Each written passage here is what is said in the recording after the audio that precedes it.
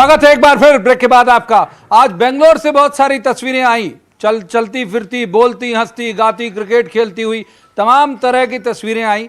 आप तमाम लोग जो न्यूज 18 के दर्शक हैं वो सुन रहे होंगे कांग्रेस के बड़े नेताओं का, कमलनाथ जी का भी, उन्होंने तो लिखित में भी दिया है, राज्यपाल को भी दिया, सुप्रीम कोर्ट में भी दिया है कि ये लोग एक तरह से प्रभावित करके रखे गए। अब आज से थोड़ा बंधक शब्द जो है वो खत्म हुआ है, कल तक बंधक था, अब ये कि भाई प्रभावित करके इन्हें रखा गया। ये जब तक नहीं आएंगे तब तक जो है वो उस पर बात नहीं होगी या सदन में फ्लोर टेस्ट संभव नहीं, क्योंकि ये हमारे लोग हैं। ये चीख चीख के कह रहे हैं साहब कि आपके नहीं हैं, और ये लगातार प्रेस कॉन्फ्रेंस करके कह रहे हैं। सिर्फ इतना नहीं कह रहे हैं कि आपके नहीं हैं, बल्कि कपड़े फाड़ रहे हैं आपकी सरकार के, और सब पूरी घोटाले घपले सब बता रहे हैं प्रेस कॉन्फ्रेंस में। तो आप इनसे कब तक उम्मीद करते चलेंगे आप? नहीं, आप मुझे एक बात बताएं, आज हमने प्रेस कॉन्फ्रेंस की है और आपके चैनल के लोग लगातार चल रही है, आपने देखी होगी, चल रही है। हमने उनके वीडियो फुटेज जारी किए हैं जो कमलनाथ सरकार के कसीदे पढ़ रहे हैं कि हमारे यहाँ 5,000 करोड़ का काम कर दिया, 25 लाख किसानों के कर्जे माफ़ हो गए हैं, अनदर 10 लाख किसानों के और कर्जे माफ़ किए जा रहे हैं। माननीय ज्योतिरादित्य सिंधिया जी ने अशोकनगर में 7,000 किसानों के कर्जे तो अपने हाथों से जो है माफ़ किए हैं, सर्टिफिकेट जारी किए हैं। तो अब ऐसे लोग अगर इस तरह का संभाषण कर रहे हैं तो निश्चित रूप से कहीं ना कहीं वो प्रेशर में। आपने इमरती देवी जी का वीडियो देखा होगा, पीछे से प्रॉम्प्टिंग चल रही है, ऐसा बोलो ऐसा बोलो ऐसा बोलो। तो आप समझ सकते हैं कि वो लोग किस तरह की मना स्थिति से गुजर रहे हैं। आप ये आपके हैं अभी भी, आपको लगता है? हमारे ही हैं, हमारे हाथ के पंजे पे जीते हुए हमारे विधायक हैं। ये कोई सिंधिया जी के पंजे पे नहीं जीते हैं, या सिंधिया जी का कोई ग्वालियर रियासत के कोई पंजे पे नहीं, कोई किसी सिंबल पे नहीं जीते हैं। ये हाथ के पंजे पे जीते हुए कांग्रेस पार्टी के विधायक हैं, जिन्होंने कांग्रेस पार्टी की शपथ खाई है। ये वो लोग हैं। आप शादियां टूट जाती हैं तो पुराना शादी के एल्बम दिखा के साहब देखिए आई लव यू कहता था तो ठीक है कहते थे ना, अब तो तलाक हो गया। तो वो यही कह रहे कि आप पुराना वीडियो दिखा रहे हो कि साहब ये देखिए हमारी तारीफ करते थे, अब वो कह रहे अब नहीं करेंगे। अब देखिए, एक बार गठबंधन हो गया ना, वैसे नहीं टूटता है। और हम लोग तो भारतीय संस्कृति और सभ्यता के लोग हैं, हम लोग ऐसा रोज शादी और तलाक नहीं करते। चलेगा, ठीक है। तो ये भ्रम मत पालना, आपके पास आ गए, ये कह रहे हैं कि इन्हीं के हैं, अभी भी तो कहा है कि हम भाजपा में नहीं जाने वाले, नहीं जाएंगे, इन्हीं के लोग हैं। थोड़ा आप छोड़ोगे दो भागते हुए आके गले लगेंगे सब सारे लोग इनके। देखिए प्रवीण जी, सबसे पहले तो एक झूठ को 100 बार अगर उच्चारित किया जाए तो वो सच नहीं बनता। कांग्रेस लगातार झूठ बोल रही है कि उनको बंधक बनाया गया, और वो लगातार वीडियो डाल रहे हैं। उनके एक परिवारजन ने कोई FIR दर्ज नहीं कराई, परंतु ना जाने ये किस उम्मीद में है। दूसरा, देखिए कांग्रेस का टूटना बड़ा स्वाभाविक है। जब जब कांग्रेस से सत्ता छूटती है कांग्रेस टूटती है। आपने देखा होगा अभी महेंद्र विश्वकर्मा, मतलब कितने बड़े वो नॉर्थ ईस्ट के नेता थे, वो टूटे। उन्होंने क्या कहा, वो राहुल गांधी के गए तो वो कुत्ते को बिस्किट खिला रहे थे, जगनमोहन रेड्डी, और उसके बाद ज्योतिरादित्य सिंधिया। तो कांग्रेस का ये टूट का सिलसिला अभी राजस्थान जाना है, महाराष्ट्र, अगला नंबर सचिन पायलट, ये इंतजार करें। और भविष्य मतलब इतिहास भी ये बताता है, 90 में आपने देखा होगा कांग्रेस टूटी, ND तिवारी गए, शरद पवार गए, और उसके बाद INC बनी, कांग्रेस तिवारी बनी, 67 में टूटे, 77 में टूटे। ये कांग्रेस का सिलसिला चलेगा। तीसरा विषय, भारतीय जनता पार्टी अगर सही में, सुनिए ना रवि भाई अपने क्रम पे उत्तेजित ना हो। देखिए, अगर सिंधिया जी की सही में इतनी चल रही होती तो वो प्रदेश अध्यक्ष बन जाते, तुलसी सिलावट उप मुख्यमंत्री बन जाते, उनके जितने भी विधायक हैं उनके सबके काम हो जाते। तो सच्चाई ये है कि ये कांग्रेस का सौतेला व्यवहार है, जो सिंधिया गुट अलग से बना हुआ है। भारतीय जनता पार्टी का ना इसमें कुछ लेना देना, वो आए तो उनका स्वागत है, नहीं आए तो कोई बात नहीं, हमारा बहुमत है। नहीं आए तो भी बहुमत है। ये अब हम डॉक्टर पाठक एक सवाल पूछना, बहुत जल्दी से पूछ लीजिए सर। डॉक्टर पाठक, उमाशंकर गुप्ता और भूपेंद्र जी जो इस्तीफे लेके घूम रहे हैं, वो क्या भारतीय जनता पार्टी के लोग नहीं हैं? अगर इनका कोई लेना देना नहीं है तो मुझे नहीं मालूम कौन सा। भाई आपके लोग नहीं जाएंगे ना, आपके लोग नहीं जाएंगे, मत करिए शंका, आपके लोग नहीं जाएंगे। तो केवल एक बात का जवाब दे दें माननीय आशीष जी, कि क्या आपसे डरे हुए आपकी सरकार है, ऐसा लगता है कि आपने कर रखा है। ठीक है सर, ठीक है। डॉक्टर पाठक, ये एक कहानी है कि एक कहानी की तरह मुझे दिखता है कि भाई एक की पत्नी की डेथ हो गई, वो बॉडी डिकम्पोज हो गई, कंकाल चिपकाए घूमता है वो पूरे समय। वैसी वाली हालत है कांग्रेस की, या फिर आपको लगता है कि आएंगे एमएलए इनकी तरफ आ सकते हैं? आएंगे कहना तो ये किसी ज्योतिषी के बस में ही होगा। हम लोग तो एक नहीं, राजनीतिक समीक्षक की तरह आप बता के टूट सकते हैं इनमें से। ये क्रिकेट और राजनीति ऐसे हैं, अनिश्चितताओं के खेल हैं। कोई नहीं जानता कि वो जो 16 हैं उनमें से कितने लोग अभी सचमुच फ्लोर पर आने के बाद उनकी अंतरात्मा जाग जाए। कुछ नहीं कहा जा सकता अभी, क्योंकि आज की पूरी प्रेस कॉन्फ्रेंस में एक बहुत अंडरलाइन करने की चीज़ है कि हम बीजेपी में, भाजपा में नहीं जा रहे हैं। और देखिए, इस न जाने के पीछे उनका वो डर भी शामिल है कि जिन भाजपाइयों के हराकर वे विधायक बने, मंत्री बने, अब मंत्री तो खैर हट गए हैं, उन्हें वापस जाकर उन्हीं विधानसभा क्षेत्रों में चुनाव लड़ना है। रणवीर जाटव को लाल सिंह आर के खिलाफ चुनाव लड़ना होगा, के साथ खड़े होकर, जिन्हें वे हराकर आए थे 23,000 वोटों से, अब वे बीजेपी का टिकट लेकर आएंगे। ये जो आशंका है 3.5 साल के लिए बेरोजगार होने की, हो सकता है इस डर से फ्लोर पर आते आते कुछ और हो जाए, क्योंकि राजनीति बड़ी टेढ़ी खीर है। मसलहत आमेज होते हैं सियासत के कदम, तू न समझेगा सियासत, तू अभी इंसान है। तो जो वोटर है वो तो इंसान है बेचारा, वो ये सियासत समझ भी नहीं पा रहा, तो अभी कुछ भी हो सकता है। आशीष जी की एक बात में थोड़ा सा मैं ऐड ऑन करना चाहता हूँ। कांग्रेस निश्चित तौर पर आज़ादी की बात से अब तक कई बार टूटी और फिर कई बार बनी। कांग्रेस फिनिक्स की तरह अपनी राख से खड़ी होती है। मुझे नहीं मालूम कि इस बार खड़ी होगी कि नहीं, लेकिन भारतीय जनता पार्टी भी अछूती नहीं है।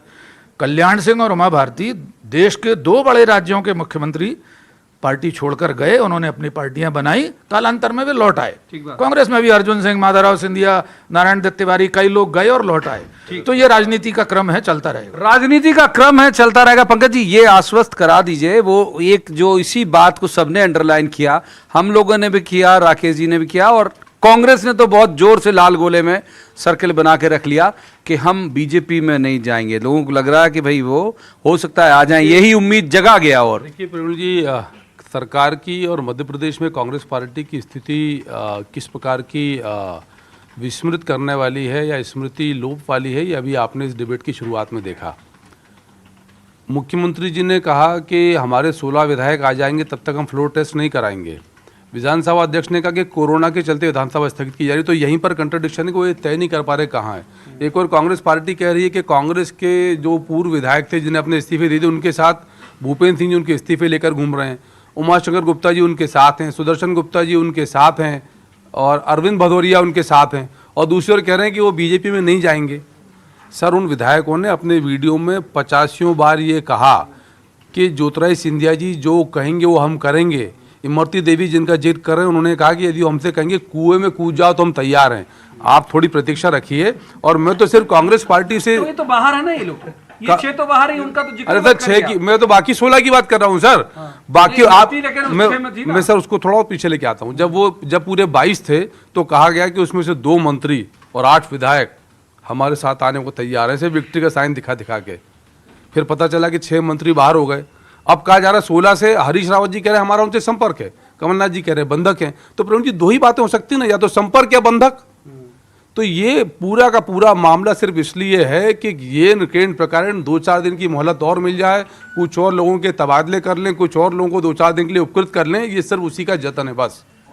हालांकि ये बंधक बड़ा बिग बॉस टाइप के बंधक दिख रहे हैं, क्रिकेट भी खेलते हुए, पूल में नहाते हुए भी, और जैसे आपने एक बिग बॉस सीरियल में देखा होगा कि वहां भी लोग एक कमरे में रहते हैं और इसी तरह से अपने सारे सुख वैभव वो है वो उसे अर्जित करते रहते हैं। जनता के द्वारा, जनता के लिए चुना गया जो है वो शासन लोकतंत्र कहलाता है। पब्लिक कहाँ है, इस पर बात करेंगे। और ये हमने नेताओं के मसले पे तो बहुत सवाल कर लिए। इतनी सारी समस्याएं हैं रवि सक्सेना साहब। कोरोना तो चलिए और भी छोड़ दीजिए, अभी है, हालांकि छोड़ने लायक नहीं है, लेकिन बहुत सारी समस्याएं। सरकार उलझी हुई है, बचे रहे। जनता के लिए सोच रहा है कोई क्या? नहीं, मैं केवल पंकज जी की एक बात को अंडरलाइन करते हुए कहता हूँ। इमरती देवी जी ने कहा कि मैं सिंधिया जी के कहने पे कुएं में कूद सकती हूँ और पर बीजेपी में नहीं जाऊंगी। ऐसा नहीं, ये समझ लीजिए आप। आपके कहने पे उन्होंने पार्टी बनाई थी ना, विकास कांग्रेस बनाई थी ना, माधवराव सिंधिया जी ने कांग्रेस जोड़ा था उसके साथ, उस आइडियोलॉजी से निकले थे। पूरी पार्टी बाद में मर्ज कर दी, बहुत सारे लोग उसमें निकल के गए थे।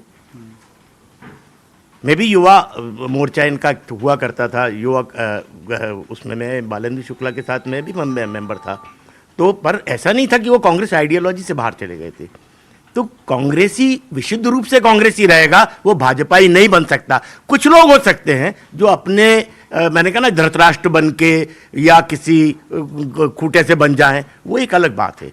पर जो वास्तव में कांग्रेसी होगा, जिसका खून कांग्रेसी होगा, जिसके बाप दादे कांग्रेसी रहे होंगे, जिन्होंने भारतीय जनता पार्टी के साथ लड़ाई लड़ी होगी, शिद्दत के साथ लड़ी होगी, खानदानी रूप से लड़ी होगी, वो कभी भी भारतीय जनता पार्टी में नहीं जाए। जनता का बता दीजिए सर, जनता कहाँ है अभी? तो चुना ही है। नहीं, अभी कहाँ जनता ये सब उठापटक में? जनता आए, आप जाएंगे जब जनता के पास, फिर जनता आपको बताएगी कि भाई साहब हमने आपको हाथ के पंजे पे वोट दे के जिताया था। तो वोट एक बड़ा कॉमन फैक्टर है इस सब पूरे में। पब्लिक सुन भी रही होगी, पब्लिक परेशान हो रही है सब आप लोगों की सियासत के चलते। इतनी बड़ी बड़ी समस्याएं मुंह बाय खड़ी हैं, यहां सरकार गिरे या बचे, बीते 10 दिनों से एकमात्र समस्या है पूरे मध्य प्रदेश की, ऐसा प्रतीत हो रहा है। देखिए प्रवीण जी, जब हम चुनाव में गए थे तो हमने एक नारा दिया था कि मजबूर नहीं मजबूत सरकार। तो हम पहले ही कहते थे कि इस संविधान को, इस देश को, इस प्रदेश को मजबूत सरकारें चाहिए जो निर्णय लेने में सक्षम हो। दुर्भाग्य से ऐसा हुआ कि फ्रैक्चर्ड मैंडेट आया और दोनों में से किसी को बहुमत नहीं मिला। हम भी चाहते तो उस समय जोड़ तोड़ करते, हमने कहा नहीं कमलनाथ सरकार चलाएं, मगर यह सरकार 3 शब्दों में पहचानी जाएगी: अहंकारी, अराजक और हठधर्मी। और ये तीनों के तीनों जो गठबंधन की ये सरकार थी दिग्विजय सिंह और कमलनाथ जी की, उसका परिणाम आज जनता के सामने है। निश्चित ही मध्य प्रदेश का नुकसान हुआ है। जो विकास की राह में 15 साल भारतीय जनता पार्टी लेके चली थी, आज उल्टे पांव मध्य प्रदेश की विकास राह चल पड़ी है। परंतु अब ये अंधेरा बहुत दिन का नहीं है, जल्द छटेगा और भारतीय जनता पार्टी एक मजबूत सरकार लेकर आएगी जब इस प्रदेश का विकास आगे बढ़ेगा। ये अंधेरा छटेगा। डॉक्टर पाठक का रुख कर लेते हैं। अभी तक वो जवाब नहीं आया जिसकी उम्मीद जो है वो दर्शक कर रहे होंगे। गालियां देती होगी पब्लिक हमें, आपको दोनों को भी और इन नेताओं को भी, कि जो जरूरत है अभी हमारी उस तरफ फोकस करिए बजाय ये सब सियासत करने के। बहुत गंभीर आपने विषय प्रवीण जी छेड़ा, और निश्चित तौर पर हमारी और आपकी जिम्मेदारी तो पहली जन और जनतंत्र के साथ है, हमारी नेताओं के साथ नहीं है। और मुझे यकीन है कि न्यूज़ 18 MPCG तो जनता के मसलों को उठा ही रहा है। इस आपाधापी के बीच भी आपने समस्याओं का जिक्र किया। मुझे लगता है जिस दिन से ये सरकार की उठापटक शुरू हुई है उसके 1 या 2 दिन पहले ओलावृष्टि हुई मध्य प्रदेश भर में। ग्वालियर चंबल में ज़्यादा ओलावृष्टि हुई, महाकौशल में भी हुई है। महाकौशल में भी हुई है। मुझे स्मरण है, मैं आपको बहुत पीछे ले जाना चाहता हूँ, 1992-93 की बात है। राष्ट्रपति शासन मध्य प्रदेश में लगा हुआ था, कुंवर महमूद अली खान गवर्नर थे। ओलावृष्टि चंबल में हुई बहुत ज़्यादा। अगले दिन कुंवर महमूद अली खान बतौर गवर्नर मध्य प्रदेश शासन के अभिभावक के रूप में, चूंकि चुनी हुई सरकार नहीं थी, राज्यपाल स्वयं खेतों में खड़े हुए थे किसानों के साथ।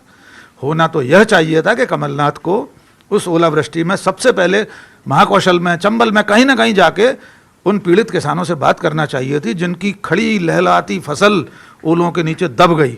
इसकी चिंता कोई नहीं कर रहा, ना आशीष जी कर रहे हैं, ना पंकज जी कर रहे हैं, ना रवि जी कर रहे हैं, ये प्रवीण जी और हम कर रहे हैं।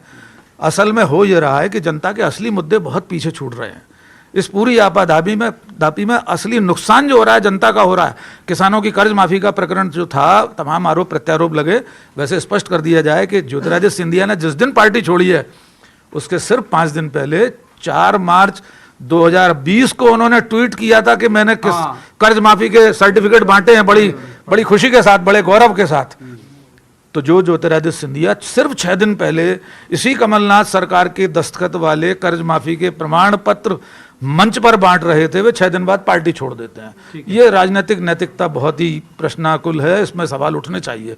लेकिन जनता इसमें घाटे में है फिलहाल, जनता घाटे में। रवि जी, कैबिनेट की मीटिंग कर रहे हो, आप कह रहे हो कि हम सरकार में हैं, अभी भी शुरुआत, इस पूरे बहस की शुरुआत से ही रवि जी ने कहा हम बहुमत की सरकार है, जो मर्जी करेंगे।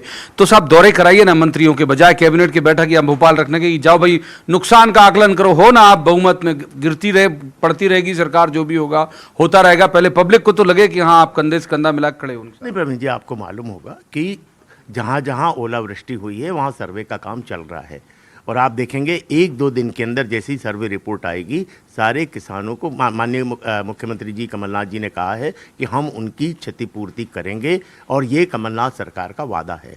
तो किसानों की चिंता लगातार हम कर रहे हैं। पर भारतीय जनता पार्टी ने एक ऐसा संकट खड़ा किया है कांग्रेस पार्टी के सामने, सत्ता के सामने, जिससे निपटना भी हम लोगों के लिए ज़रूरी है। निश्चित रूप से एक बहुत गंभीर बात आपने की है और मैं आपके चैनल के माध्यम से पूरे किसान भाइयों को यह आश्वस्त करना चाहता हूं कि उनकी क्षतिपूर्ति कांग्रेस पार्टी की सरकार करेगी। हालांकि इन निर्णय के बीच एक निर्णय जरूर स्वागत के योग्य है सरकार का, जो भी उसकी मंशा रही हो, जो कर्मचारियों का डीए बढ़ाया इसी अवधि के बीच में, जिस अवधि पे सवाल बीजेपी ने खड़े किए उसी अवधि के बीच शायद कल या परसों की कैबिनेट की मीटिंग में डीए बढ़ाया। ये ठीक है, ये लग रहा है कि हाँ आप कुछ ना कुछ आपके जो ध्यान में है वो पब्लिक भी है। तो वक्त एक और ब्रेक का है, ब्रेक के बाद जब वापस आएंगे तो एक बार फिर समझेंगे कि कल दरअसल होगा क्या और कितनी फिक्रमंद हैं दोनों पार्टियां। हमारे साथ जो खास पैनलिस्ट हैं वो भी मौजूद रहेंगे। यदि अनुराग कोई इनपुट लाते हैं तो अनुराग के पास भी चलेंगे। आप कहीं मत जाइए, देखते रहिए न्यूज़ 18 मध्य प्रदेश छत्तीसगढ़।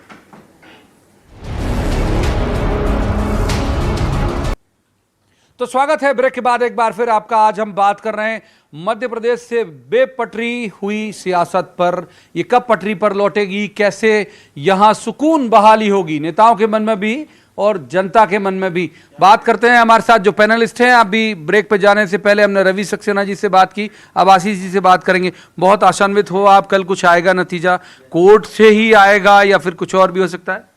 देखिए, हम ऐसा मानते हैं कि सुप्रीम कोर्ट द्वारा पहले से तय न्याय दृष्टांत इस बात की ओर पूरा इशारा करते हैं कि कल जो भी आएगा वो हमारे पक्ष में होगा, क्योंकि बहुमत तो कमलनाथ जी को साबित करना ही होगा। कोरोना वायरस का कोई डर उनको बचा नहीं सकता, क्योंकि जब राज्यसभा चल सकती है, जब लोकसभा चल सकती है, जब मंत्रालय चल सकता है, आपका और हमारा ऑफिस चल सकता है, जो जो जरूरी आवश्यकता की चीज है वो तो होंगी ही होंगी।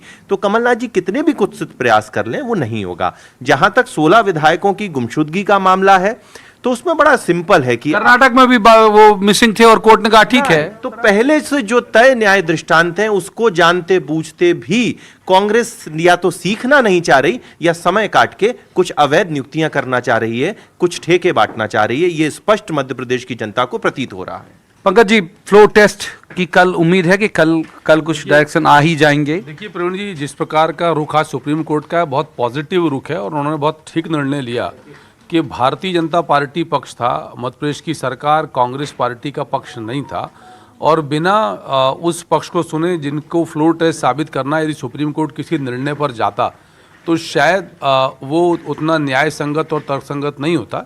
इसीलिए न्यायालय ने बिल्कुल ठीक निर्णय लिया कि कल का समय दिया, 18 तारीख को 10:30 बजे संभवतः इस मामले की सुनवाई है।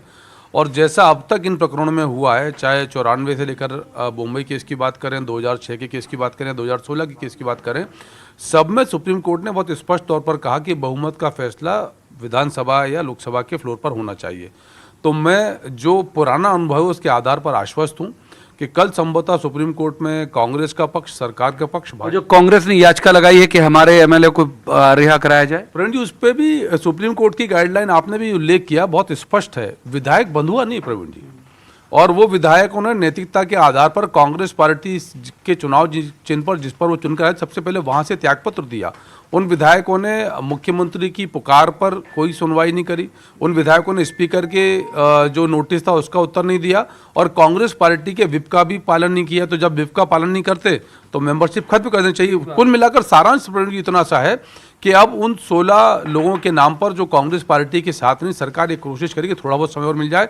पर मुझे लगता है कल सुप्रीम कोर्ट अब कांग्रेस पार्टी को और कमलनाथ जी की सरकार को और कोई अवसर नहीं देंगे, एक समय सीमा निर्धारित करेंगे जैसा बाकी केसों में हुआ है, और जब फ्लोर पे आएंगे तो दूध का दूध और पानी का पानी हो जाएगा। दूध का दूध और पानी का पानी हो जाएगा। डॉक्टर पाठक, ये फ्लोर टेस्ट वाले मसले बात करें, ये लगता है आपको मंशा जो है सरकार की वो इस तरह की है कि बर्खास्त कर दे राज्यपाल, वो बेहतर है, सहानुभूति पूरी शिफ्ट हो जाएगी और हम चीख के लगातार कहते रहेंगे कि साहब अच्छी भली सरकार गिरा दी इन्होंने जानबूझ के, या फिर फ्लोर टेस्ट में हो सकता है कमलनाथ पहले मैं मंशा रही होगी, मैं कह रहा हूँ जो होल्ड करने की मंशा उनकी यही रही होगी क्या? देखिए, मुझे अब ऐसा लगने लगा है कि जैसे जैसे लिंगर ऑन हो रहा है, जैसे जैसे विलंबित लय में अब ये राग गाया जा रहा है सरकार का, कमलनाथ हो सकता है शहादत देने के मूड में हो, ताकि जनता के बीच में भी ये कह सकें कि हम तो चुनी हुई सरकार थे और हमको बीजेपी ने साजिशन गिरा दिया।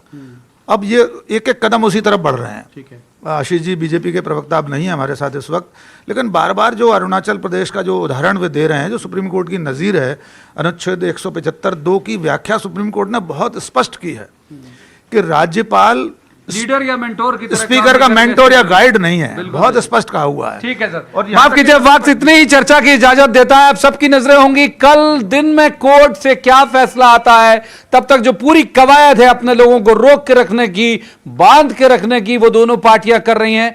और अब तो पब्लिक भी चाहने लगी है मध्य प्रदेश की कि जो भी होना हो बहुत जल्दी हो जाए और सारे कामकाज सुचारू चलते रहें। तो इस चर्चा में इतना ही, लेकिन न्यूज 18 पर लगातार खबरों का सिलसिला जारी है। आप देखते रहिए न्यूज 18 मध्य प्रदेश छत्तीसगढ़।